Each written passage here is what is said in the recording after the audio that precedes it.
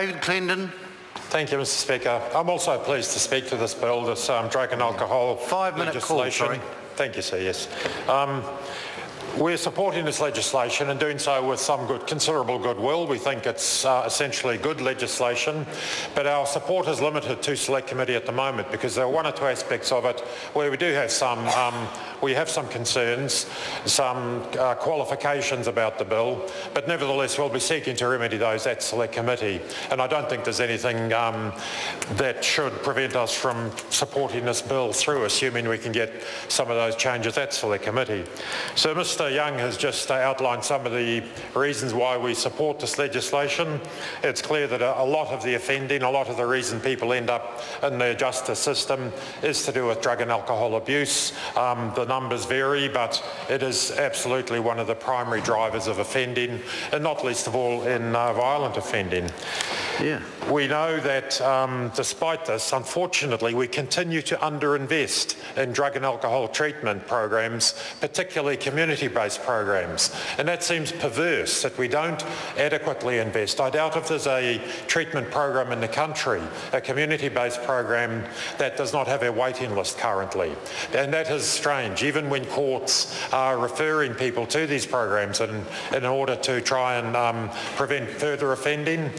Often those courses may not be available for a week or a month. In the meantime, the likelihood of offending goes on, and I think that's something we need to address and do so as a matter of urgency. So what this bill does, it in a sense aligns the situation for non-custodial sentences, or indeed people on bail. It aligns the context a little bit with what happens for people serving custodial sentences. It does allow for, it provides some mechanisms, some operational tools to enable routine and random monitoring and testing for drug and alcohol, which will demonstrate compliance or not with conditions that are imposed by the courts or by corrections, by the parole board, whoever it might be. And that just seems an entirely sensible thing to do. It is frustrating, we know, to see conditions applied if there's no mechanism or means to ensure that those conditions are complied with. I think it will be a good thing for offenders, frankly. People who are in the community, serving community sentences, do come under considerable pressure, and often peer pressure, to breach their conditions, have a beer, have a toke, ingest something or other. And I think knowing that they can be subject to random testing in this way, I think will enable them to resist those that pressure to just run around the margins, to indulge in alcohol or drug taking or whatever it might be. And I think that's a very positive thing.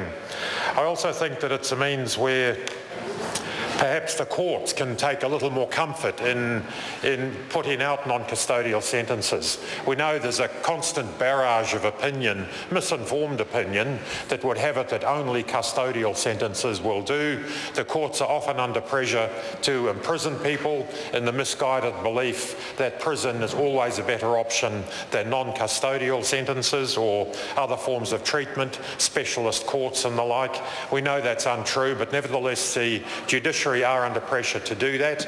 And again, the implementation of this legislation, knowing that drug and alcohol conditions will be imposed and can be monitored and tested for, will, I think, give the judiciary a degree of comfort from that. Just as an aside to that, albeit a related comment I'd make, is that I recommend to anyone who has an interest in these matters a booklet that's just been published, or a small publication from Rethinking Crime and Punishment, Robson Hannon Trust. If prisons are a cause of crime, why not reduce the numbers? It gives us some very clear local evidence that putting people in jail is not actually the most productive thing to do, that despite a drop in offending, despite a drop in the crime rate, we are nevertheless putting more people in jail. And that is perverse and it's wrong. And any measure we can find to enable more use of custodial sentences is a good thing. So there's one minor provision in the bill that I'm puzzled by.